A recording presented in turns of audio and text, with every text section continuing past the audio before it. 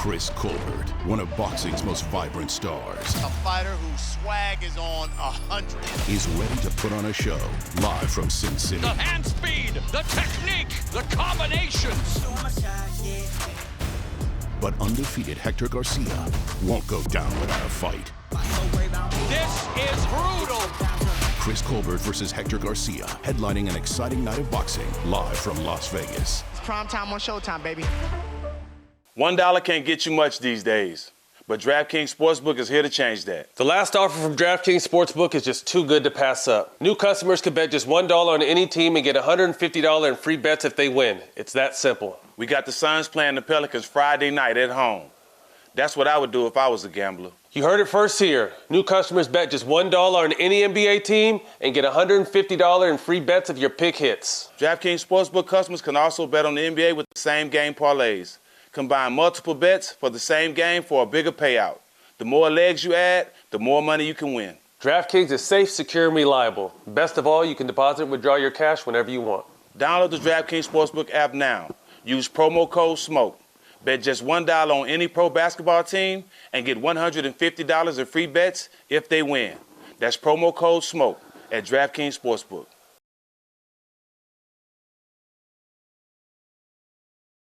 Both of y'all go back to the locker room with them handprints and figure out what powder had to tell y'all, because that's powder. Now nutter. I don't know now nutter. I don't know what that shit say, but it sounds good when you say it. Welcome back to What's Burnin'. Jack, NBA All-Star Weekend in Cleveland just concluded. We're going to review the weekend.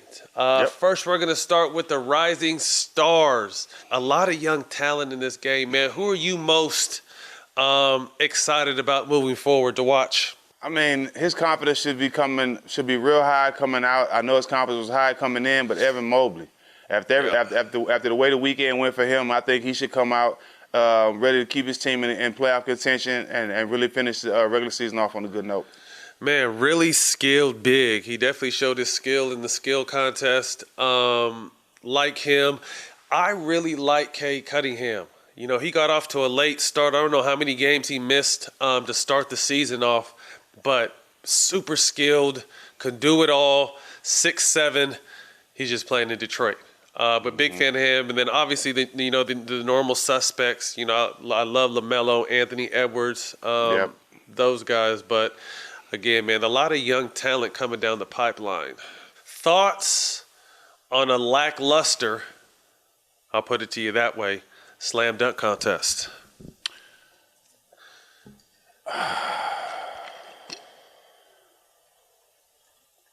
That's what I thought about it. That's Hot air. I was disappointed. Air. Waste of time, bro. Waste of time. I was disappointed. I really thought, with Jalen Green and they had some boys in there coming to jump that could really jump. I just didn't really. Maybe we're getting old, man. Like the whole Tim thing, it didn't really. I mean, that's from New York. I could see if you were in New York with that shit, that might have, that might have rep. But I didn't really get that. Jalen Green's his first dunk he was trying to get down, he missed several times. He could have just kind of understood the process and made that his final dunk. Obi Toppin wasn't really dunking hard. He was obviously the one having the cleanest dunk because he had that jumping over someone around the back. That shit is tough. But he wasn't really hammering them hoes down. And then who was the other contestant? I forgot. From Golden State. Oh, yeah. Juan Toscano-Anderson. That's the little homie. But, yeah, it was disappointing to say the least. But congrats to way better dunks in the games than the dunk contest. Man, straight up. But congrats to Obi Toppin, getting your first dunk contest. But, yeah, whoever's in it next year, man, y'all got to come with it because I kind of feel like Aaron Gordon and Zach LaVine put the bar so high that anything under that is not acceptable now. Who is someone you would like to see in the dunk contest, Jack, before we go to our next segment? Zion, Ja Morant, Russ Westbrook, guys like that, some of the stars, some of the big name guys. I think the reason why the slam dunk contest was something that everybody had to see is because you had the best players in the league and they were doing angry dunks. They wasn't going out there trying to be pretty. They were putting the passion into the dunk contest, and it was the star players. It wasn't just guys, the 6th, 7th man on the team. So they got to get back to that. 3-point contest. Cat was talking going into the contest that he was going to win it. He feels like he's one of the best big men shooters ever. And he went in and backed it up and set a record in the final round with 29. So thoughts on what Karl Anthony Towns was able to do, the first big man to win it since Kevin Love in 2012. We was texting and I called it. I told you Cat had the set shot. I always feel like the people with the set shot got the best chance of winning the three-point contest because it's easy to get off. They don't jump as much. And he had the perfect shot, and he's 6'11". So, like I said, I felt guys with the set shot that can shoot. And he, like you said, he came in real confident saying he want to be in talks with the best big man shooter with Dirk and the rest of those guys. So winning the three-point contest is a big step for him. This is putting you on the spot, who's your top 3 big man shooters in the game? Top 3 big man shooters in the game or ever? In the game? Ever. Okay, ever. I'm going Dirk Nowitzki. I'm going Sam Perkins. Ooh, you went with a throwback. And I'm going Embiid. Embiid's got a wetter. Super wetter. And he can play with that thing. Is Kevin Love considered a big? Yeah, he is, but like I just couldn't put him in the. Maybe I put him in my top 5, 6. I'm not mad. 3, I was though. just asking. I'm not mad. Just asking. He up there. Yeah.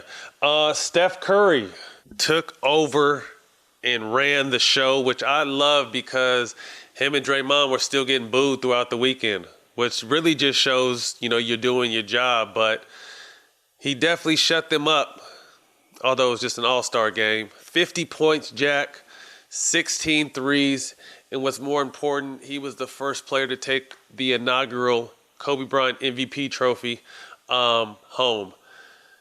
What'd you think about what he was doing out there? I just want to ask Cleveland something.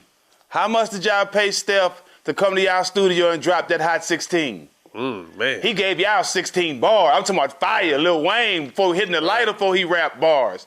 Man, y'all better stop booing that, man. That's what y'all get on fire, bro. I'm talking about I enjoyed the game, but just seeing him shoot like that, bro, it was perfect. Seeing Bron hit the game with a shot, all that was perfect, man. But Steph came to play. The first, if I had to pick somebody to be the first one to receive the Kobe Bryant trophy, dog, you couldn't pick a better person. Yeah, no, he definitely went out and did his thing. And like I said, credit to the fans because it probably lit the fire under him. You know what I mean? And it's the reason why he went out and shot them 16 threes. So he put on a great show. The way he was shooting, the distance, the confidence he had when he was just shooting that bitch and turning around and it was going in. It was a perfect situation. And then it couldn't have been more perfect for Bron to hit a tough, one-footed fall away with Embiid running at him and Zach LaVine on him for game. Same corner, MJ hit over Sean Marion, just different way, just a different way.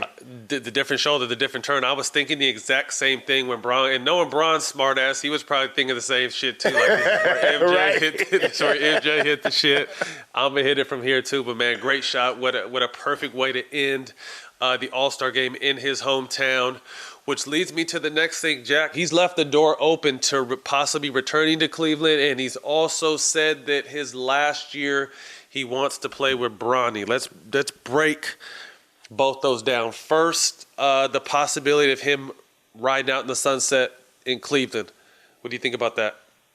I think that's dope. I think all the teams when he said that, all teams are paying attention to trying to get in position to draft Bronny just so they can get a little taste of Bron. Right. And everything's strategic, and Bron knows exactly what he's doing. Going back to Cleveland and retiring with Cleveland, that ain't big for just Bron. That's big for the city of Cleveland. That's big for the organization. So if they get a chance to draft their son, that's crazy. And Bron coming back there, like that's all that makes sense. All that's good for the organization. All that's good for the league. Any basketball player, man, in this world say they didn't wish they was in Bron's shoes, be able to play with their son. They're lying. So Bron, do it your way. I think that shit's super dope. First and foremost, do it your way, bro. He can do whatever the fuck he wants coming down to the end of his career.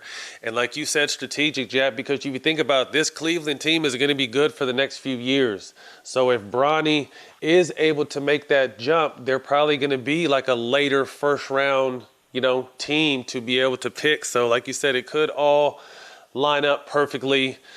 On the flip side, being a father of kids that play basketball, I can only imagine what it's like to have to be LeBron's son. So when you hear your dad saying like, yo, my last year is going to be with my son's first year, you know, my son's, you know, first season in the league, how much pressure does that put on Bronny? It's a lot of pressure. I mean, you know, we have pressure on our sons, and we're not even close to being LeBron James. You know, right. our sons hear it. You know, even when I go to my son games, sometimes, you know, it makes him feel uncomfortable. So I can imagine the pressure that's on Bronny. But at the end of the day, I know all these kids would rather have this pressure and be our children, you know what I'm saying, and have the lives and the comfort and the access to the different things. They'd rather have that than not have it. Yeah, no, definitely. I think Bronny is built for it. You know, he's been able to watch firsthand his whole entire life how his pops move. So anyway, great cap, great weekend. Overall, again, dunk contest needs some work. What do you think about the skills challenge, Jack, with Giannis's and his brothers, the Cavs young squad, and then the rookies? Did you like that format, or would you like to go back to individual guys doing their own thing? I think we need to go back doing their own thing. Individual players showing their individual skills and talent. You know, I like the twist. I see what they're trying to do with adding all the brothers, the Greek Freak brothers, and try to, you know, make the little brother family thing into a part of it. I get it, but it's you got to remember, it's fans watching, it's real basketball fans watching, it's people flying in to these games. So I think they really want to see the talented players rise to the top. And I think the skilled players, the guys that are supposed to be the best in passing and dribbling and all that, they need to be in those contests going against each other. Agreed. I like to switch up, just like you said, you know, something a little different, throw a wrinkle in it. But at the end of the day, you want to see the best in the world doing what they do, you know, for the fans. So overall, Cleveland All-Star, solid. Jack, they had the 75 team. Saw MJ. It was crazy. All the MJ moments that he had with individual players, I think made, you know, obviously that's super dope. You saw Pip wasn't there. Shaq being Shaq. What did you think about the just kind of how they broke down that 75 anniversary team? It's all judged by a lot of people that have an input on that didn't play the game. You know what I mean? I just don't think you can have a 75 without Dwight Howard, without Kyrie. You know what I mean? That's just, I just can't see it. So even, and you know, Tim Duncan wasn't there either, but even you know, guys like Rasheed Wallace, you know, there's some guys, some of those older guys that they named in the top 15, 20, man, bruh, man, those guys would have got punished by some of these guys, Vince Carter and all these guys. Yeah. So, I mean, that's why I say I don't really pay attention to it. I think as players, we look at it different. You know, it's a lot of guys that we know is shoe-ins, MJ, Braun, and all those guys, Kobe and Shaq. We know all those guys belong there, but it's a lot of guys that came along in this league, and we look at it different. And but at the end of the day, like you said, it's good to see all those guys, a lot of those older guys still living, being able to enjoy that moment, the top 75. You know, the moments with Jordan embracing everybody. I knew Jordan and Magic had that kind of relationship, so that wasn't a surprise to me. But to see, I think the biggest moment was to see him and Braun embrace each other. I think that was the best moment to me. Yeah, that was dope. And I, you know, when I say what I say with all due respect, and I agree with you, said I'd like to really know who picks this team. But second, there's a lot of older players, and I say this with all due respect because you want to respect the people that paved the way, but I think paving the way is different than actually being one of the best 75 to ever do it. Like, you got to pay respect to the guys that kind of started this gangster shit, you know, all along the way. But I'm looking at some of these players, and I'm like, just like you said, they couldn't survive in the heyday. You know, I'm talking about like the back in the day players. I think there's guys that obviously you need to recognize for, you know, for paving the way, but like you said, in the late 80s, 90s, 2000s, up until, I don't think they would have been able to do much of anything in this game because of the way it's changed. But again, you want to respect the people who came for you, but I don't think. Hey, let's keep it a buck. Let's keep it a buck, man. Half the motherfuckers couldn't dribble with both hands. I mean, if you really want to keep it a buck. Let's keep it a buck. If you really want to keep it a buck. So like I said, it's let's keep it a buck. You want to respect the people that paved the way, but I think it's separate from being the actual 75 greatest to ever touch a basketball. Next up on the radar, presented to you by DraftKings, a major hit for our brother Chris Paul, fractured thumb. can be out 6 to 8 weeks. I think there's only 7 weeks left in the season, so most likely gone until the playoffs. Let's break this down, then we'll break down the odds on who's still favored. Thoughts about this bad news for Phoenix, Jack? I hate it. You know, CP's our brother, and anytime when our brothers go down, it sucks, man, especially the way he's leading this team, the success he's had last year and carrying over this year. You know, having this success last year, it could have been a little shock to him, but now they know they're one of the best teams in the league, and they know that they could be the best team in the league, and they've been playing like it. I just hate to see them have this setback with CP being out, but at the same time, this is a chance to test Monty Williams. This is a chance to test the young guys on the team. This is also a chance to test Devin Booker so he can separate himself for a lot of guys. So you got to try to see the positive out of it, but praying for my bro CP, get back soon, bro. Yeah, fucked up situation for CP. What scares me is he's had these hand injuries before, and particularly on this same thumb, and it's on his shooting hand, his dominant passing hand. So I just hope he can come back healthy. I think a few positives. One for him personally is he's just going to get to rest his legs, and at his age, I think that's great. But two, this team has built such a cushion. I think they're 48-10. They have 24 games left. Correct me if I'm wrong. All they got to do is go 500 to get 60 wins. You know what I mean? Which isn't reasonable. You know, this is a very talented team. Although I feel like to make any real noise in the playoffs, obviously they're going to need CP. But to stay afloat during the season, I don't think it's going to be as hard as people may think it is going to be, because again, all they need to do is go 500, and that's going to be a fucking 60-win season. That's a great season regardless. So they've given themselves a little cushion. I just hope that CP is going to be able to come back and be full strength, because they won't make any noise in the playoffs without CP. 60 wins to get your home court through the playoffs. Odds to win the Western Conference by DraftKings. They still have the Suns at the favorite at plus 180, followed by Golden State at plus 185, Utah in third, plus 650, and the Grizzlies to round out the top four at plus 1100. Jack, out of those four teams, is it anyone but the Suns and Lakers? Do you see the Jazz or the Grizzlies sneaking out of the Western Conference? I see the Warriors. I see the Warriors. I agree. With the healthy CP and the healthy Warriors team, who would you have coming out the West? I know you picked the Lakers, but I don't know if they're really going to be able to do what we're hoping they can do. You picked the Warriors coming out of the West?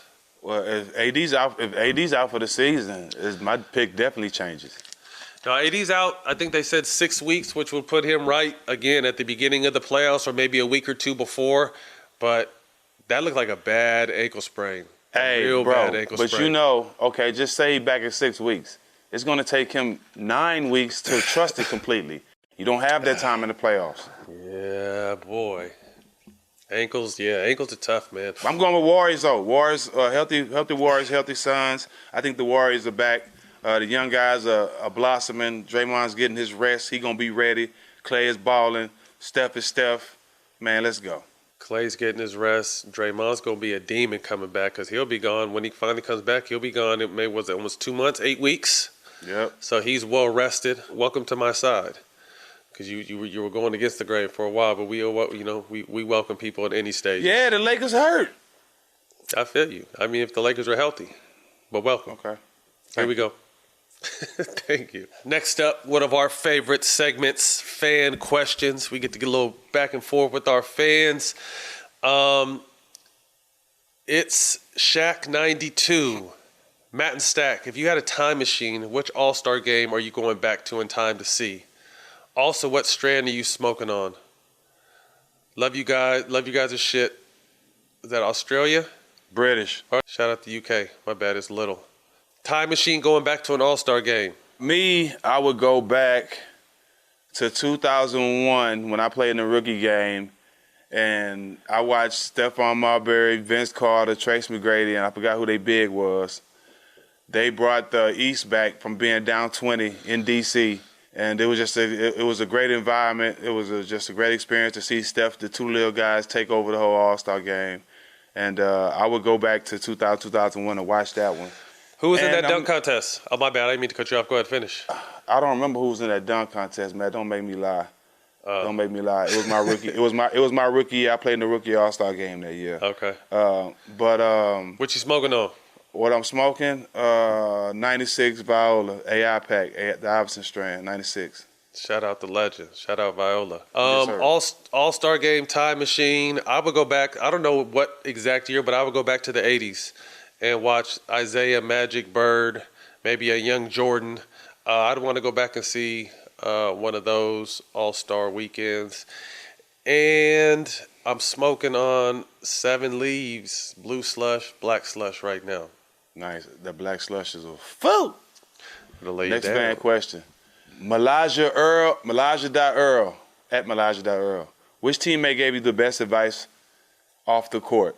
And which one gave you the best on-court advice? On the court advice, Chris Webber. I remember early in my career, I started off playing my first year with the Clips. I wanted to go home and play with Webb. Went with Webb and got traded to Philly and didn't really get a chance to play. And he was, just continuing for me to believe in myself and to keep grinding, keep working. And when your shot comes, take it. And that's what happened. Off the court advice. Man, that's a hard to really narrow it down because I feel like, obviously our relationship is strong and we always giving each other advice. Mm-hmm. Being able to have, again, someone like Chris Webber who's, older than us and him being able to give me advice. I've had a few teammates, brothers, along this journey that have really kind of helped me on and off the court.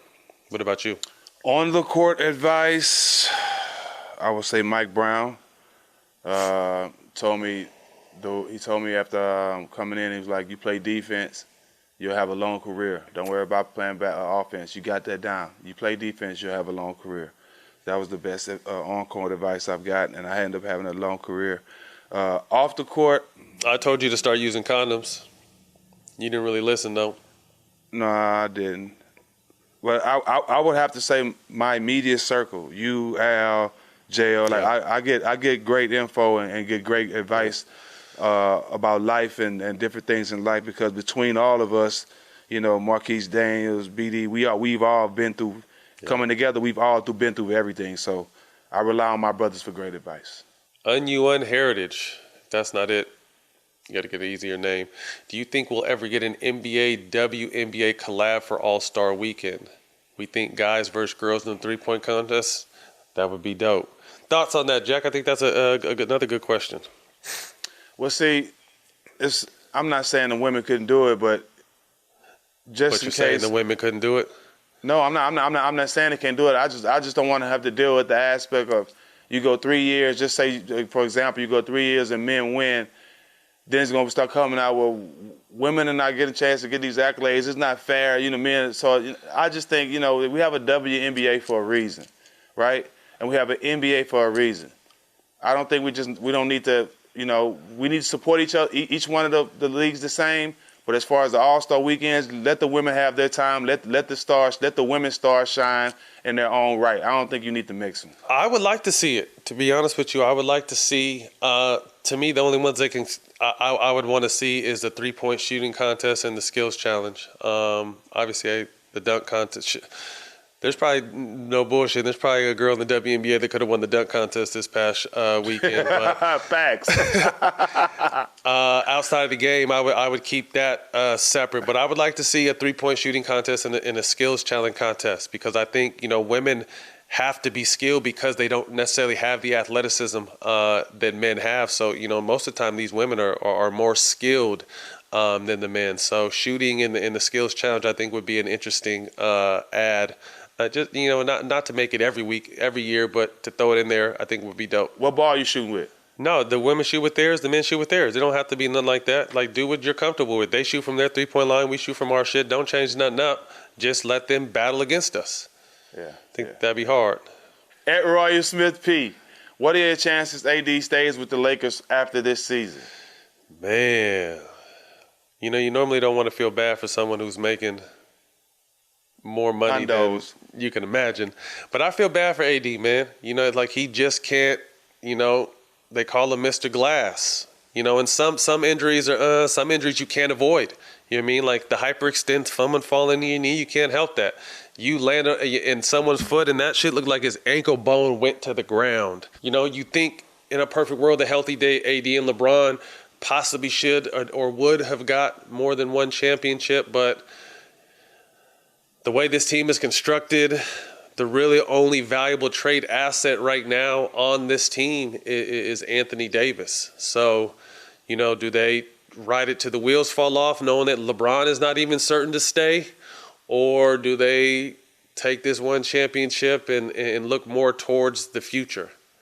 Because if I'm not mistaken, Bron's up in what? When's his contract there? Up in 24? It's a tough situation because now you also see, I mean, we kind of going outside the realms of the question, but you see that, you know, Clutch Sports is upset with the Lakers for not making moves, but then you don't know who made the moves to begin with. Was it Pelinka in management, or was it Bron and his influence to construct the team the way it was? So I don't know. It's a mess over there, man. But to answer the question, I feel bad for AD, and will he be here after this season? I have no idea. It's hard to tell. It's hard to tell right now. Like you said, Bron fucked all that up when he dropped that statement. You know what I'm saying? They have no sense of security, and if they want any sense of security, they're going to have to keep AD, even with him being injured a lot. I think one thing is you should never have a 7-foot guy or any guy that's playing a 4 spot that's 6'11" and up on any team wearing Kobe shoes. I think all the big guys should wear 3/4. They shouldn't be wearing guard shoes because they're up in the air too much. They're blocking shots. They rebounding, and they're coming down on people's shoes and coming down too much like that. So, you know what I mean? That's just my opinion. I couldn't jump, and I wore 3/4, and I didn't sprain my ankles that much. But being a guy like Anthony Davis who play above the rim every play, wearing Kobe's or point guard shoes, I think you should try to wear, you know, some 3/4 or something. I know Kobe shoes are comfortable. I play in them shit sometime now too. But as a big man, it's kind of I just think I don't think they should. That's a great point. I didn't even think about that.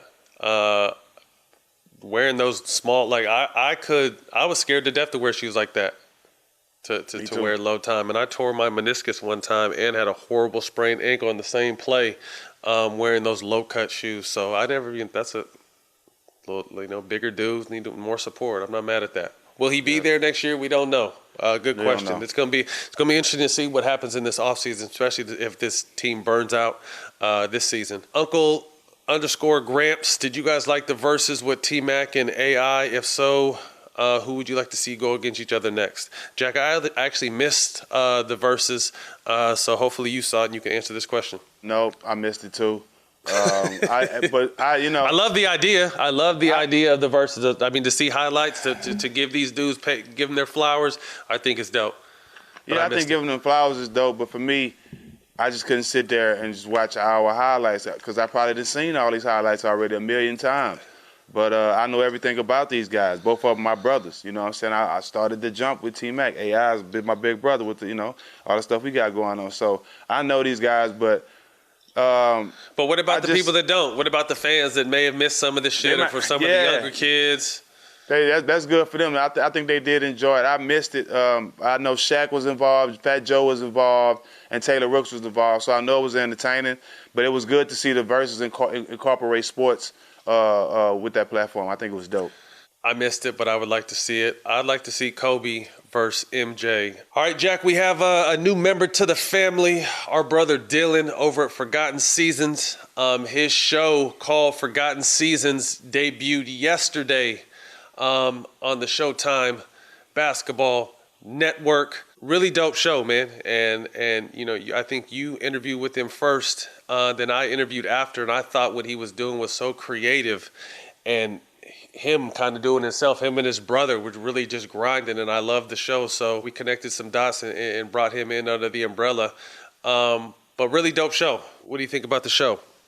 I think the show's dope, man. I think, like you said, what he's done and what he's been doing it for a while. You know, he's been sending me stats that I didn't even know I had, and putting me and let me know that I was in categories with some of the top players several years in the league, and it's a lot of players that me and you respected and played against. He showed you their stats, and people today look at this, like, who is this guy? He was killing, right? So I think just the education that he brings and the student of basketball that he is no reason why he don't have his own show, because he's not just educating people who don't watch the game or don't study the game or didn't play the game. He's even educating us, so it's big. Yeah.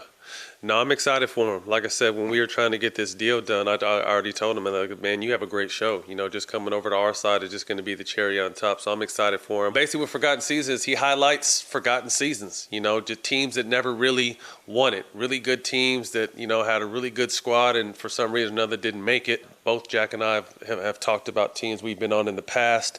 The show, this recent show, the first episode is with Jamal Crawford and his 2010 Atlanta Hawks teams. And that team has some talent. Obviously, Jamal, Mike Bibby, Joe Smith, Joe Johnson, Al Horford, Marvin Williams, Coach Mike Woodson. I remember that year in particular because we had a nice run in Orlando where we faced you guys in the first round and faced Atlanta in the second round. But that was a talented team, man. So looking forward to a show. Again, welcome to the Showtime family. Yes, sir.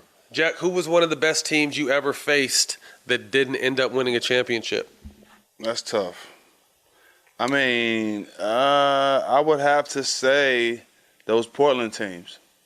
Yeah. Those Portland teams. Nice. You know, the years I was in San Antonio playing against Portland, the years I was in Indiana playing against Portland, and well, not my first year I played with, but San Antonio. San Antonio, really those San Antonio years because she left when we played together in Atlanta for one game, the Hawks. But those Portland teams. I would say the two teams are your Indiana team, and then my rookie year played against that Sacramento team that was in that was battling against the Lakers. So yeah, those two teams are probably the two best teams I played against that didn't win it. Our next guest on All the Smoke is Sabrina Ionescu. It drops this Thursday. Enjoy the teaser. Talk us about your relationship with Steph Curry. You mentioned it earlier, you know, being a Walnut Creek girl and growing up, and Steph is out that way. What's your relationship with him like? I've watched him since I was when he came into the league, and so, you know, when I was finally like able to meet him and then was in college, and, you know, I almost signed with Curry Brand because of him and our relationship and being able to, you know, open gym and go to his games and have that relationship where I can just pick up the phone and call him. You know, when he called me right when I got hurt and, you know, helped me out because he had ankle injuries early on in his career too. So, I mean, what he's doing for the game is something, you know, we might not see many more times from players. And so it's really cool, and I'm just proud of him for the player and for the person that he is. Right. No, he's like if you can create a superstar, like he's the one. You know what I mean? Like he's the one, and to be able to handle the pressure and continue to live the right way. I mean, obviously LeBron did it too, but Steph's kind of like the no tattoo, the golden boy type thing situation. You know what I mean? And that's crazy. He got tattoos. Yeah, they're hidden. He does, but they're like small and hidden, here and or like right here. Yeah, they're small and hidden. Man, shout out the Babyface. He has a baby face. Yeah, that's what it is. Babyface assassin. Yeah. Jack, closing thoughts. This past weekend, Juwan Howard got to an altercation after the Wisconsin game with head coach Greg Gard. He called a timeout with 15 seconds. They were already winning. After, I actually just saw a new video this morning, Jack, that the Wisconsin coach came up and grabbed Juwan's right arm. And Juwan said, "Don't fucking touch me." So if someone comes up and grabs you, I don't give a fuck what they have to say after. I'm not trying to hear it. It turned into him open hand slapping an assistant coach. It went a little back and forth after that. When you saw that, what was your first thought? I actually thought Juwan shook his hand first without saying anything, and as Juwan kept moving, I think he grabbed his arm then and tried to say something to him. Like, hold up, first of all, don't touch me. I'm a grown man. You know you did some bullshit by calling a timeout. But then again, if I shake your hand, that's enough. I'm not obligated to stop and talk to you. So once you grab me, then that lets me know. That lets me know you ready to accept the slap to the face. Do not touch me at no time, right? And Juwan wasn't wrong. Your assistant coach run up in there playing Debo and trying to be Mr. Badass on my young players. Pal, you take that too. Right? So that's how it go. Coach, you started it off with calling a timeout. You know you did some bullshit. That's why you're trying to stop me and talk to me. No, don't do that. You know what you did. Shake my hand, keep it moving. You touch me, okay, I got to straighten you out. Then I'm going to straighten your assistant coach out. Both of y'all go back to the locker room with them handprints and figure out what powder had to tell y'all, because that's powder. Now nutter. I don't know now nutter. I don't know what that shit say, but it sounds good when you say it. Hey, no, I agree. Again, you call a timeout when you're winning. Juwan walks by and says, I'm going to remember that, and you grab his arm to stop him. I don't give a fuck what you have to say after that. Don't fucking grab me, period. And, in the heat of the game, you just losing the game. You're already kind of, we should have played better. You're mad at your team. But to call a sucker timeout with 15 seconds left and then to have the audacity to grab me, I already know what we both would have did. And then again, assistant coach trying to run up like he's scaring somebody. He's lucky it was an open hand slap and not a right cross. I'm trying to tell you, because it would have landed right on that eye socket. Bah, right here. But, this is going to be a black eye for the situation. Who knows what's going to happen? I hope they kind of understand and really see all the different angles and see that coach grabbed him first. And that was the cause of the outcome. They always want to look at what happened, look at why that shit happened. So I hope in this situation they do. He might get a game or two, but hopefully, some people are talking about him losing his job. I hope it doesn't go that far. Lastly, this just in, hot off the press. By the time it drops, it'll be a day old, but Goran Dragic signs with the Nets. I like that move. Goran was solid in Miami when they made their run, a little injured, but can Goran help this team? I love it. He can score. He's solid. He's experienced. He's made his bones in the league. You know what I mean? I like it. I mean, just in case things don't change for Kyrie to play all the way during the playoffs, having Goran Dragic and Patty Mills, yeah, I like that. Good pickup. Goran is a solid player, not scared of the moment, been in the biggest moments, and definitely will help this team. You can catch What's Burning every week on Showtime Basketball YouTube. And on Twitter, Instagram, and TikTok at Show Basketball.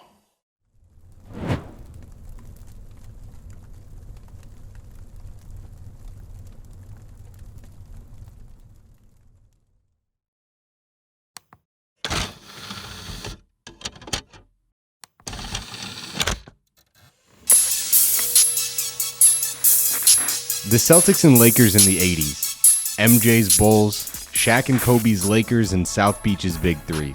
All love and respect for the greatest ever. But these are stories that we already know. What about the almost champions? I think that was the first time that you could see defeat on the Lakers' face.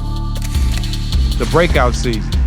Where, like you say, we got to 30 and 40, it was like we started looking at each other like,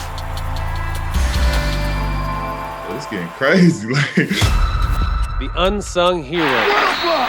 How did Prince get there? What a block! What about the city icon?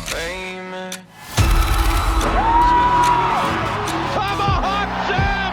Yeah, baby! The what ifs. It was just a missed opportunity. We get up 3-1 on the Houston team. We should close that out. What about the players that changed the game? He was a trendsetter too, though. Gino was a trendsetter. Like, he started the Euro step, all that stuff. He started all that stuff, man. What about the players that for sure should have won the 1996 McDonald's McDonald's game? Bro, give it up, bro. Give it up. You've been saying it for the last 4 years. I know what you're going to say. Okay. Thanks for having me. I'm excited to get into this. What's going on, my brother? I appreciate you having me on. I'm definitely honored that we're on Forgotten Seasons. Only thing I'm plugged in is Forgotten Seasons. It brings back memories for players, for fans. It sheds a light on teams that definitely should get mentioned a lot more. Forgotten Seasons, presented by Showtime Basketball. What are you waiting for? My name is Travis. I am the founder of Uber. And contrary to what you might have read, I am not a monster. He is bold and uncompromising. Is this legal? Grow or die. You need to start listening to the people that help build this company. The city has been taken!